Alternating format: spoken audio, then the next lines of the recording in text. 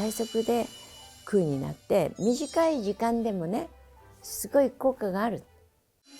瞑想の聖地インドで修行者1億人の頂点に立つ史上初の女性、ヨガの母ヨグマタ相川恵子が送る人生の羅針盤。今回のテーマは、こんにちは、ヨグマタ相川恵子です。今日は瞑想の質についてお話をさせていただきます。どこからを瞑想っていうのかね。何もしないで座っていてね、何分座るのとか、雑念が浮かんだだけで終わっちゃうっていうのもあると思いますけれども、継続するっていうことがね大切でありね、私たちのこの体の小宇宙ね、この体が生きてますからね、いろいろ脳にもねいろいろ前頭葉があったりね、真ん中のいろいろ大脳辺縁系とかね、過去世からの記憶もありますし、表面だけを静かにさせていくのか全部改良してね、で本当の自分に到達していく修行をやっていく瞑想なのかね。ヒマラヤの秘境っていうのは変容していくね、単に静かになるだけじゃなくてね、質そのものを変えていく。静かにしてなさいって言って子供がねじっとして静かにしてるとね、その全部カルマを変えて質も変えてしまう。そういうね全く違う人に生まれ変わるっていう瞑想とね、それには時間がかかると思うんですけども、ただその表面的なところをちょっと静かにしてね、でまたちょっと回復して生きていくっていうリラックスの瞑想とかね、最初に3分くらいでもねやっていくことでまた興味を持っていただいて、本当の自分を知りたいとかね、素晴らしいキャラクターになっていきたいとか、生き方をね、さらに変えていきたいとかね、質のいい人になりたいとかね、単にリラックスする程度の瞑想が今流行ってんだと思いますけどね。そのブッダがね菩提樹の木の下にね座って瞑想された。でもその前にねものすごいね6年間ね苦行をされているんですね。苦行っていうかね、断食をしたりね、であちらこちらの先生とこ行って何か習ったりね、スピリチュアルのことを勉強していろいろな苦行をしたのかもしれませんけども、そういうの断食してね、でもちょっと考える力もないし、体を動かすこともできない。でそこの菩提樹のところで諦めかけて休んでいたら、そこにスジャタって方がミルクがゆっていうのを持ってきて、その方はたまたまね子宝が欲しいっていうことで、いつもその木がね、菩提樹の木がそういう願いが叶う木ということでね、それに伝えられている木のところにお参りに来ていたんですね。たまたまブッダが横たわっていらしたので、これは素晴らしい聖者が現れたんだってね、でそのお粥をね差し出して、で供養された。でそれは彼がそれを食べて元気になって、でまた瞑想をすることができてね。だからそれは力尽きてるんだけども、やっぱしね、昨日までお酒を飲んだり楽しく遊んでたとは違って、ずっとその6年間ねそういう社会と立って静寂にはなって、真理を求めて悟りを求めていろいろなことをやってたと思うんですよ。だからそれはそういうのも聞いてるとは思うんですね。何かあったら食べ物も制限されてね食べていなくて、内臓も休んでたとは思いますけどね。だからそれが例えば血圧が高いとか、コレステロールがあるとかね、いろいろ病気抱えてたとかになるとね、それはすぐ悟るわけにいかないと思うんですよね。だから仏様なりに準備が整ってたのかもしれないので、それを食べて力をいただいて瞑想した。そうやってその瞑想とは何かっていうことで思いが浮かんでも今にいるっていうね、流してね、そしてこう見ているっていうね、そういう瞑想になっていたんですね。みんなもこうリラックスするっていうのもその表面的にリラックスして中をこう全部解かえたりとか、そういうね全部つぶさに調べてね、で変容させていくっていうことでなくて、表面の波だけをこう沈めるっていう、それなりの効果があると思いますけれども、そうやって回復してまたそういう瞑想もあると思うんですね。だから3分くらいから始めるとか、いや本格的にこうやってね、ヒマラヤの修行ばっかりじゃなくて、例えば千日解放とかね、山を歩いてね、だから歩くっていうことで血液の循環が良くなって、でもやっぱ体を鍛えないとならないから、それからその後座って祈りの信号を唱えたりしてね、しっかりこう意志の力を強めたりね、してこうやってっていると思うんですね。それだけ何年もやってたら雑念も向かなくはなると思いますけれども、その瞑想を起こすための何かをやるっていう、それはみんなそこの流儀ですから、それぞれのやり方がありますからね。どうやってエネルギーを整えるのかね。で右のエネルギーと左のエネルギーどうやってバランス取るのか、どういう種類の呼吸法をするのかね。長い呼吸するのか短い呼吸するのかとか、いろいろ呼吸を止めるのかとかね、吸って止めるのか吐いて止めるのかとかね、ヒマラヤの秘境でしたらね、いろいろなこうプラーナのエネルギーの操作っていうのがあるわけです。ガーッと指圧ってからこうガーッと押したらね、そこのとこエネルギーが止まってるわけですよね。血も止まってるし神経も止まってるのかも。でピャッと離したらそこにわーっとねこう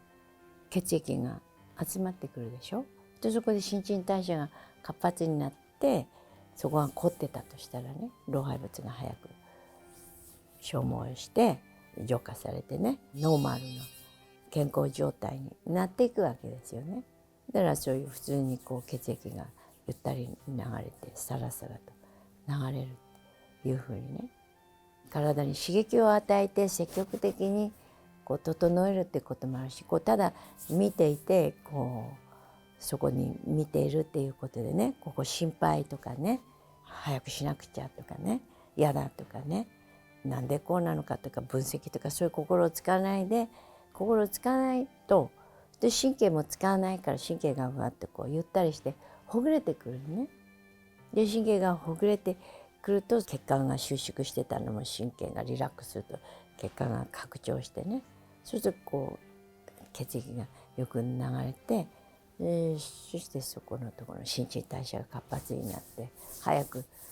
正常に戻るって。真のヨガ瞑想を通して100万人以上に愛と平和を伝えてきたヨグマタ相川恵子に学ぶヒマラヤシッダー瞑想目覚めのセミナーを開催中。 LINE 登録するだけで完全瞑想ガイドをプレゼント。詳しくは概要欄から。瞑想じゃない時は何か仕事をしてるわけで、そちらの方に意識がいってるからね。だからそれ瞑想して何も使わないっていうところでね、でその使わないエネルギーが修復の方に回ってる、神経がリラックスする方に回ってる。だから何かしてるってことは神経が緊張してるから、ずっとその関連してるものも全部緊張、頭を使って緊張してるから、じゃあ頭を使わない、目も使わないね、見ても感じない、耳も開いてるけれども情報を集めないとか、そのままにしとくとか、鼻もね匂いを嗅がないとかね、呼吸を意識的にするとかじゃなくて普通にしてるとかね、そういう全ての感覚器官をあるがままにした状態にして、全部あるがままにした状態にすると、そのエネルギーの解放が起きて、内側のシステムも解放されてゆったりと流れていく。で積極的に浄化が進んでいって、でやがて平和になっていく。それで例えば押したりね、で早く呼吸したりとか、いろいろなことで早くそういうね空に持っていくって、カルマを積極的に焼いていくっていうね、計り知れないカルマっていうのがあるわけですね。ただずっと見てても時間がかかるからね、じゃあ積極的に焼いてしまう。例えばこう瞑想しててもなかなか効果が上がらないけど、私のところに来たら最速でカルマが浄化されて、最速で空になって、短い時間でもねすごい効果がある。長い時間禅寺でダーッとね、まあいろいろ瞑想しててもなんか時間ばっかかかるっていう場合もあるし、そうやって早く積極的に清めて空になっていくっていうね。でまた日常生活もこうどういう生き方をしたらいいのかってね、やっぱ欲望のままに生きているとまたカルマっていうか行為をした結果が全部自分の中に刻まれるんです。だからそういうものをね、こうやはりできるだけこうカルマを積まないようにね、ストレスをためないような生き方をしていくっていうのも一方で、瞑想すると同時にね、瞑想の時間が短い方がいいって我慢して1時間座らなくちゃならないのかね、6時間座らなくちゃならないのかね。もちろん6時間、座れたら座ってもいいんですけど、みんな忙しいし、だから悟りを目指すっていうことになったらある程度ね、皆さんもこう最高の人間になるっていうことで、うちではね7日間の合宿っていうのをやってるんですよ。だから皆さん素晴らしいね瞑想、座れる体にするっていうの。座ってもねしびれちゃうとかね、なんか背中が苦しくなっちゃうとかいろいろあるわけですよ、カルマがあると。で座れるのにエネルギーを整えないと座れないわけですよ。で無心になって今にいたらずっと座ってても痛くないんですね。だから嫌な話を聞いてる時、早く終わらないか早く終わらないのかなとかね、苦行になっちゃうっていうかね。だからそのことが今にいるっていうことが何のこうブロックもないとね、すごい座っていられるわけですね。でそうになるのには自分の中の抵抗勢力っていうのがないようにして今にいるっていうね、全てが喜んで今にいる。でストレスがあるとやっぱ早く横になりたいとか、これ終わってどっか遊びに行きたいとかね、でそういうことを好きになるっていうか、そういうふうになっていくとね、なんで瞑想しなきゃならないのかっていう、だからなぜするのかって、もちろん休んで充電するっていうね、充電して、興奮した心を鎮めるっていうこともありますし、だから真理を知るっていうね、私たちはこういつも不安で生きてるわけです。いろいろなものをかき集めないと安心しないとか、どういう生き方がいいのかっていうのね。だ自分が豊かになるっていう豊かさを外に求めてきたんですね。すっごく外に求めてきた。いろいろ物を集めるとかね、名誉を得るとか、いろいろ称賛を得るとかね、いろいろなことを努力して、もちろん素晴らしいんですけれども、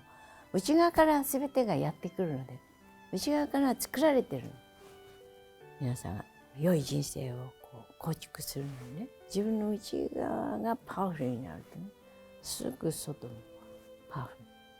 になるので、あなたは素晴らしい、豊かな人になるための第一歩に